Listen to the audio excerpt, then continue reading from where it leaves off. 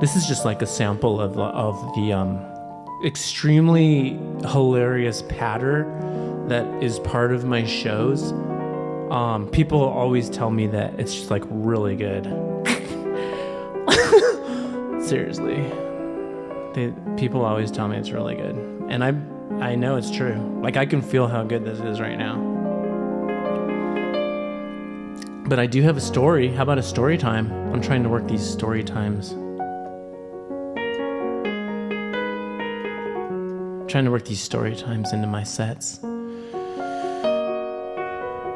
said sets. I didn't say the dirty word. I don't like that word. I don't like it. It's a dirty word. It's dirty. It's very dirty. I hope someday I will be de-virginized. Actually, I don't. I think it's disgusting. I hope I stay a virgin for the rest of my life. Oh, that's not the story. The story goes like this. So I used to live in Los Angeles, California. In fact, I'm a native Californian. Oxnard in the house. If anyone has heard of that. Everyone's driven through it. Anytime they hear Oxnard, oh yeah, I've driven through there. Well, I suffered there for 17 years before I moved to Santa Barbara, California, which is amazing, but this is nothing to do with the story. The story took place in Beverly Hills, California, a little later.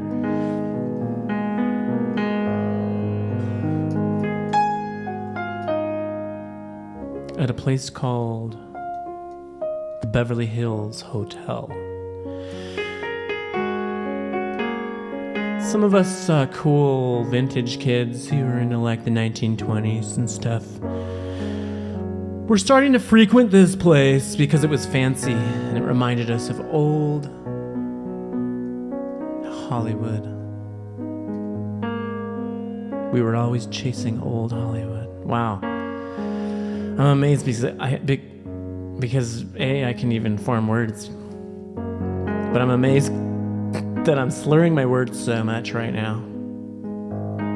No, I'm amazed that I'm not slurring them more. No, the amazing part of this, I want to explain to you. The most amazing part of my performance right now is that I can take a very short, not very good story and make it sound amazing with a little bit of pretentious piano music. I can't believe anyone would ever play music like this, except for Zach Galifianakis. He's my favorite. When he does it, it's actually beautiful and it's hilarious. Galifianakis. I can say it.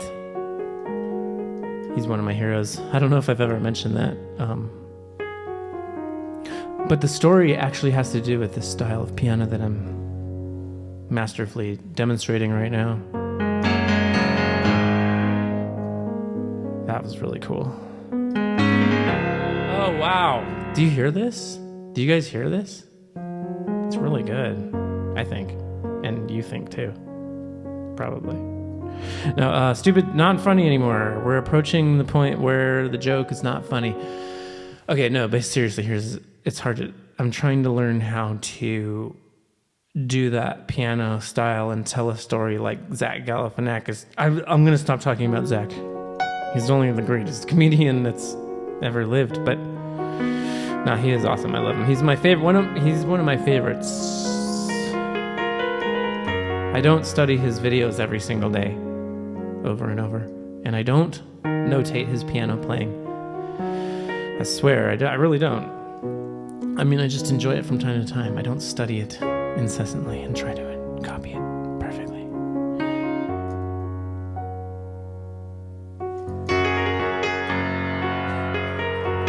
All right, here comes the story, baby. Oh, baby. Oh, baby, here it comes. Oh, my God, here comes the story. I'm actually going to tell the story. No, I'm going to try and get better at playing this amazing piano and telling a story. It's actually kind of hard. So anyways, there we were. There we were. There we were. there I was in the Congo. At the Beverly Hills Hotel, ladies and gentlemen.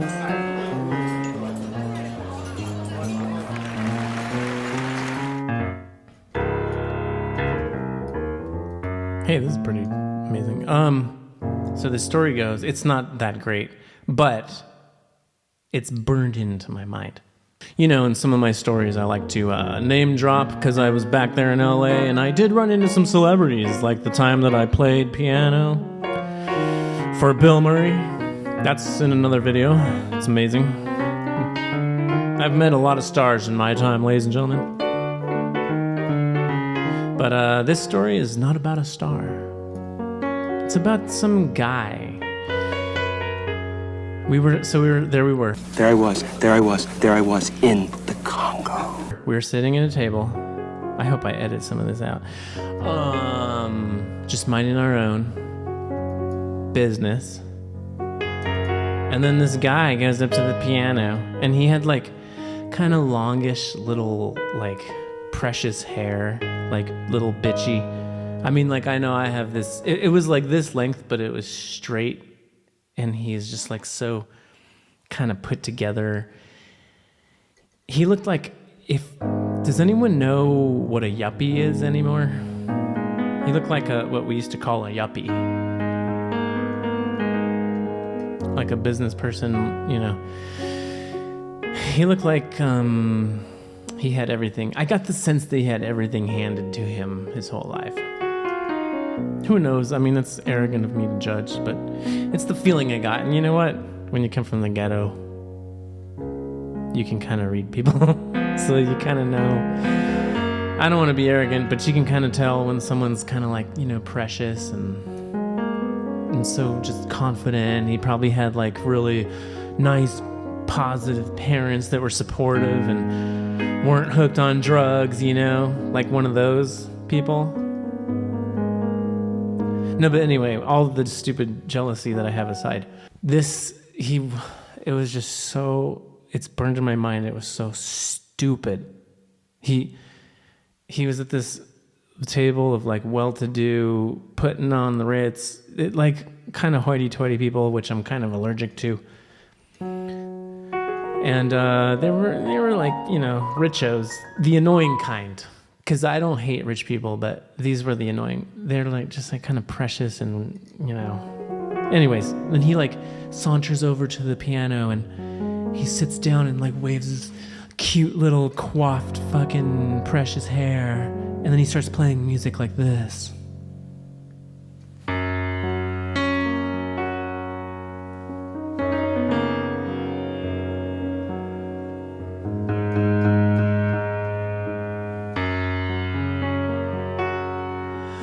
And then he looked over at his table, and this fucking normal, like blonde, normal, just ditzy, yuppie, normal woman was just like, oh, wow. And they were just looking at each other like, wow, this is amazing that this is happening. He's playing a piano. And he seriously was playing like the simplest bullshit, just like what I'm playing right now. And he looked like he was coming in his pants. And like he wasn't even playing as good as I'm playing right now.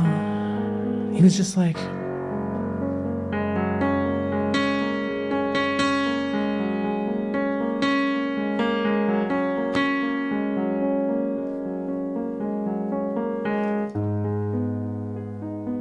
I'm not even exaggerating. He did this. What a fucking piece of shit. Anyway, that's burned in my mind. I could go on. It just hurts my soul because at that time I was really trying to make a living as a piano player. And I asked if I could play their piano. And of course they said no. And I tried to get a job there. Of course, no. That's what I heard all the time. Every restaurant I went to and all that. I'm not bitter. Yes, I am. I will get my revenge. I'm getting my revenge right now. They're gonna see this video Everyone in Beverly Hills is going to see this video and they are going to cry.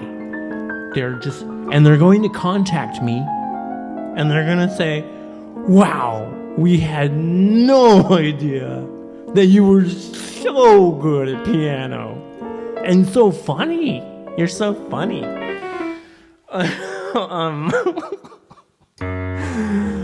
Once again, I hope no one ever sees this, and they probably won't, judging by the numbers on my recent YouTube videos. I am very drunk, ladies and gentlemen. I think it's time to go, but I think that story time was pretty successful. Oh, I wish I could. I'm gonna do that one again sometime. Maybe I'll get better at it. At this little precious guy.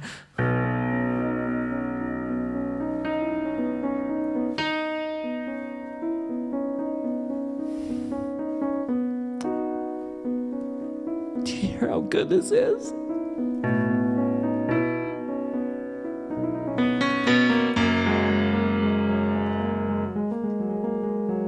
Gosh, it's so beautiful.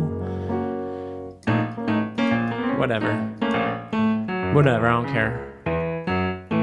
Once again, I want to dedicate this performance to Zach Galifianakis. See, once I get warmed up, I can actually play.